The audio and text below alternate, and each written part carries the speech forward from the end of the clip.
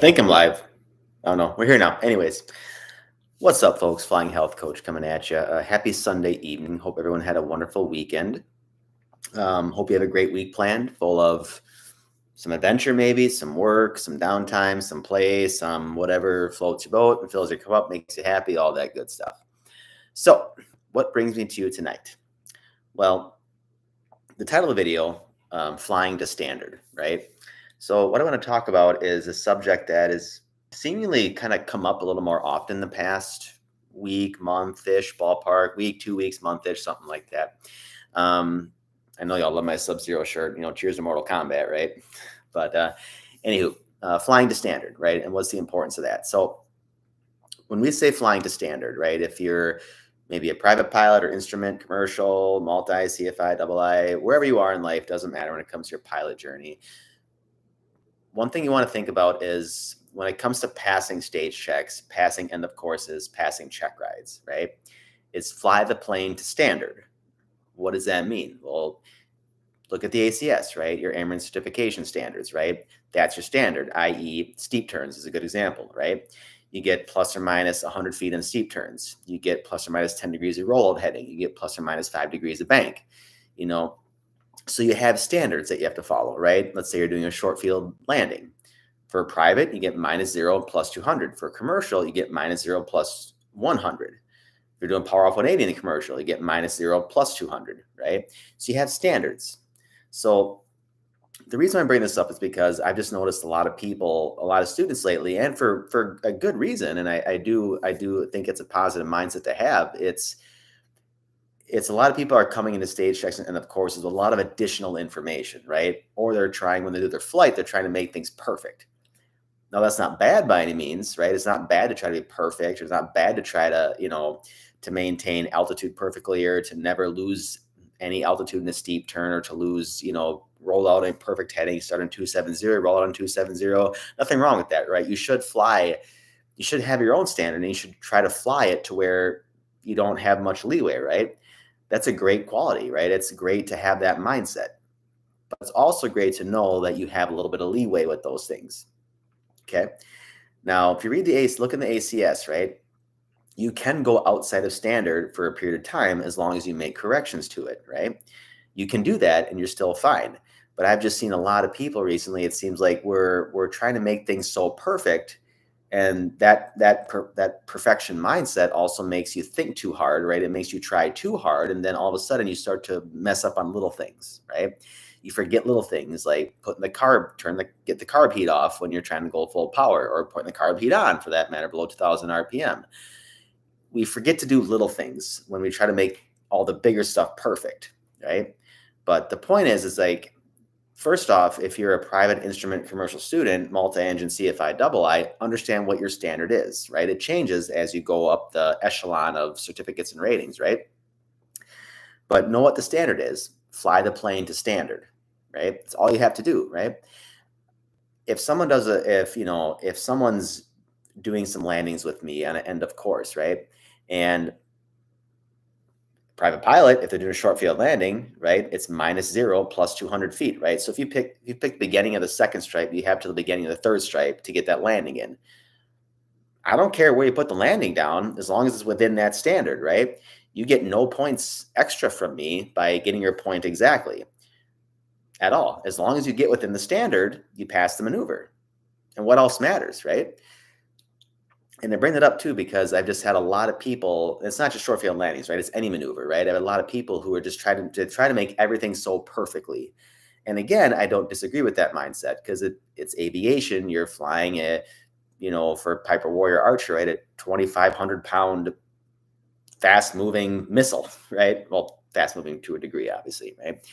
But it's dangerous, right? I mean, aviation is inherently dangerous. There's always a risk getting into a plane and going flying. Even if it's a perfect VFR day outside, calm winds, there's always a risk, right?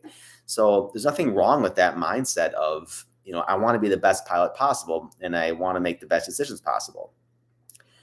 But you also have to remember that when it comes to passing stage checks, EOCs and check rides, or just going out to fly, that A, you're human, right?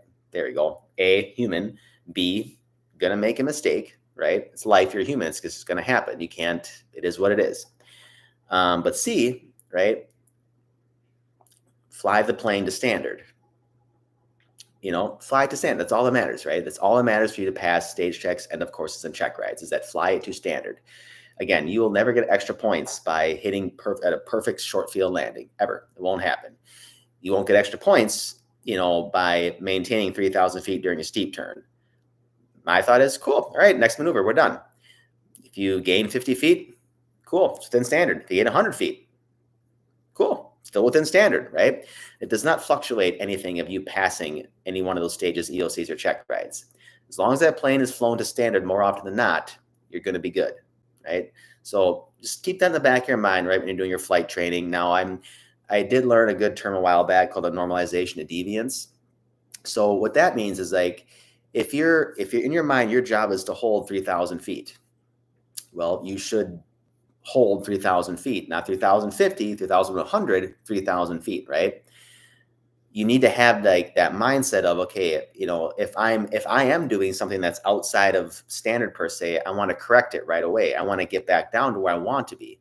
Same thing goes with the maneuver, steep turn, right? Okay, if I'm starting at 3,000 feet, 270 heading, and I go into a steep turn, right? I go 45 degrees of bank or 50 degrees for commercial, add a little power, add a little back trim, right? Maintain that back pressure in that maneuver.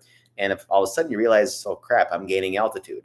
Okay, well, let's correct that and come back down, right? So you're not normalizing deviance, right? You're not just deliberately trying to hold above standard and not correct it, right? We always want to try to correct something if it's going outside of what you wanted. The plane's going outside what you wanted to do. But also remember that as long as you're within the standard, you're good. So I'm not going to keep rambling all night about this because the point is like if you're able to fly, your landings, your short soft field takeoffs, landings, your slow flight, your power and power off stalls, steep turns, lazy eights, chandelles, and all your demonstration stalls in the CFI world, if you're flying them to a standard, then you're good. Okay. Obviously hold yourself to a high degree, hold yourself to become the best pilot possible, but don't do that to the point where it's going to start to degrade your performance, right? Where you're so focused on like nitpicky details that you might miss the broad picture. You're so focused on, I have to maintain, everything perfectly, but then you miss little things along the side. It happens. I've seen it happen more often than not. So under 10 minutes, points a night, remember, fly the plane to standard, know what your standards are, and try to uphold them as best you can. But just remember, fly the plane to standard. That's what's going to get you to pass every single time. Cool? Cool. Anyway, Flying Health Coach coming at you. I'm going to do some more videos this coming week, some more spiritual stuff on the book I'm reading, Awaken the Giant Within by Tony Robbins. But wanted to put this video out tonight just because it's important, right? It's important to not freak yourself out. It's important to not always be perfect in everything you do because it's just not going to happen, right? And my final thought with that one is too, if you shoot for perfection, let's say on a steep turn, right? And you start at 3,000 feet, hold 3,000 feet to maneuver, and all of a sudden you gain 50 or 100 feet, and you start to freak out inside. When you freak out, you can't make the proper changes, right? Some people can, stress is a good thing. It's your tunnel vision and make you make the correct changes. But some people, if they go outside that standard just for a second, they start to freak out. They start to make more, they make more errors, right? They don't just take a second and breathe, make a correction, and get back to standard. So biggest thing is, right, fly the standard. You don't need to go above and beyond that all the time. Fly the plane to standard, have your ground knowledge to standard. If you have some extra, kudos, good for you. But at the end of the day, it's all that matters. Anywho, peace and cheers, folks. Have a great Sunday night. Have a great week, and we'll be back with more in a weekish, give or take. We'll see you.